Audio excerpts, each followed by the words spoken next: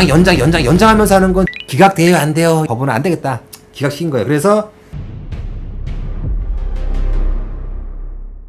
자주 발생하는 기각 사건이 무엇인지 궁금하시죠? 상담하시는 분들도 기각돼요, 안 돼요? 이런 질문 많이 하고 굉장히 많으신 분들이 기각에 대한 두려움을 갖고 있는 것 같아요. 어떻게 기각되냐? 이 사건 보시면 2022년 8월 3일 보존기한 연장 신청서를 제출했어요. 2023년 2월 27일 날 기각 결정이 나왔어요. 그러니까는 8월 달에 내고 2월 달이니까 한 4개월 동안 보존을 못한 거예요.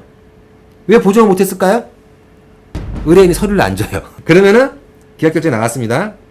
개인적인 어떤 사정이 있어가지고 포기하시고 워크아웃으로 가신 분이에요. 왜 기각되냐? 마음이 변했어. 처음에 이제 개내생을 일단은 뭐 추심당하고 이렇게 하니까 개내 시작하다가 어느 시점 지나가지고 워크아웃으로 갈까? 뭐 다른 쪽으로 한번 생각해 볼까? 이렇게 해가지고 이제 중간에 본인이 포기하는 거예요.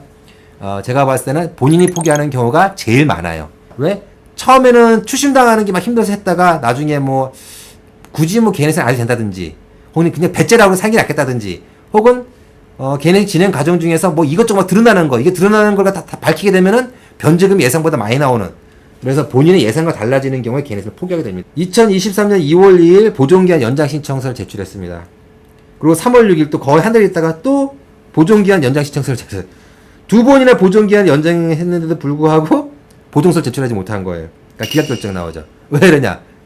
의뢰인이 서류 준비를 못해. 줘야 되는데 못 줘. 근데 여기 보면은 3월 16일 기각 결정 나오는데 3월 20일 즉시항고장 제출하면서 기각 취소됐죠? 요 3월 20일 날 보존서를 낸 거예요. 즉시항고하면서 보존서를 낸 거예요. 그러니까 요런 케이스가 제일 많아요. 의뢰인한테 무슨 불편이 있냐? 저희한테 돈을 더 줘야 돼요. 왜? 본인 때문에 우리가 매달려 있잖아요. 매달려. 보존기한도 두 번이나 제출해야 되지, 즉시항고도 해야 되지, 이러니까는 우리가 즉시항고할 때 30만원 받아. 이런 분들은. 저희는 빨리빨리 이제 이분을 갖다가 빨리빨리라는 게 변제금을 갖다가 올리면서 빨리빨리가 아니라 이제 변제금을 낮춰가면서 빨리빨리 이제 끝내고 졸업을 시켜야지 또 다른 사건을 다룰 수가 있잖아요. 근데 이렇게 보존기한 연장하면서 하는 건 저희한테 큰 피해가 되거든요. 요게 기각되는 제일 많이 되는 케이스고, 이 기각은 크게 결정할 건 없다.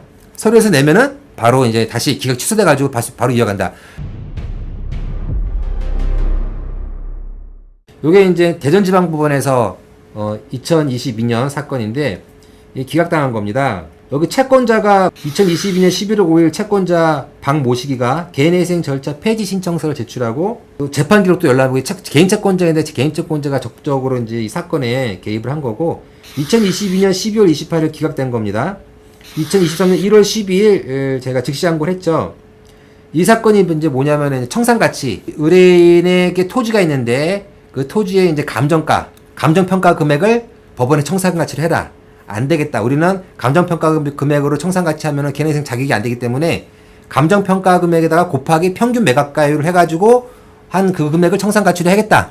라고 이제 법원과 싸웠는데 법원은 안 되겠다. 기각시킨 거예요. 그래서 항고심이 올라가가지고 저희가 이겼죠. 청산가치 결정만 한번 또 보겠습니다. 여기 대전지방에서 1심 결정이 나왔죠. 제1심 결정을 취소한다. 제2사건 1심 법원에 이제 환송한다 이건데 저희가 이긴 거죠. 그러면 볼까요? 감정평가액이 4,624만 8천원이다. 평가되었다. 청산가치가 한 5,324만원을 해라. 그쪽 채권자가 주장한 거고, 아까 채권자가 막 뭘 냈다고 했잖아요. 폐지 신청서 라고 하는 거고, 저희는 청산가치를 3,144만원, 감정평가액 4,624만 8천에다가 이 평균 매각가율 68% 이걸 곱해가지고 청산가치를 감정평가 금액이 아닌 3,144만원으로 하기로 이렇게 한 거죠. 이래가지고 이제 기각당한 거예요. 1심 법원에서 기각을 한 거예요.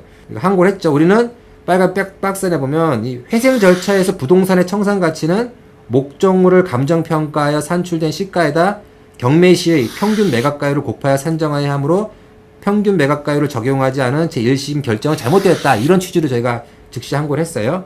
3 판단돼 있죠.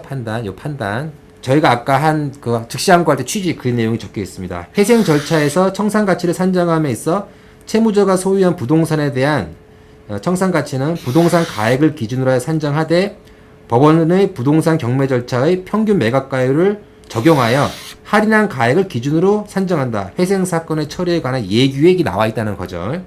따라서 이 사건 부동산 청산가치는 경매 사건에서 감정된 감정평가액인 4,624만 8천원의 평균 매각가율을 곱하여 산정한 금액으로 봄이 타당하고 뭐 이렇게 나왔죠? 그러니까 저희가 이래가지고 얘가 2심에서 이긴 거예요. 요런 경우가 있어요. 그러니까는 기각당한 다음에 2심이 올라가가지고 저희가 이겨가지고 다시 파기환송돼서 다시 1심이 다시 진행되는 거. 이런 케이스는 1년에 뭐 한 번 나올까 말까 하는 케이스, 이런 케이스는. 감정평가액으로 청산까지 하냐 마냐. 이런 거 같은 경우에는 그 결정나는데 오래 걸려서 한번 볼까요? 이게 기각이 2022년 12월 28일 기각됐어요.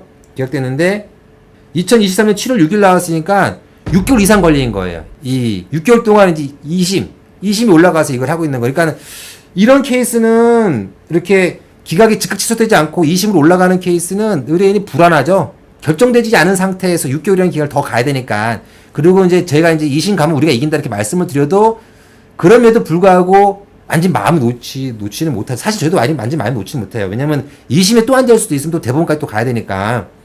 그러면 우리 의뢰인은 더 마음이 좀 불안하겠죠. 그래서 이런 사건은 좀 마음이 불안할 수가 있어요. 2심까지 가는 거는. 근데 보정을 기한을 놓쳐가지고 못해가지고 기각되는 경우는 보정하면 바로 살아나니까 이런 건 불안할 필요가 없어요. 기각 결정문을 송달받고 나서 일주일 이내에 즉시 항고만 하면 이건 바로 기각이 취소가 됩니다. 법원과 결의 차이가 있어가지고 기각돼서 2심으로 올라가는 케이스. 아주 드문 케이스고요.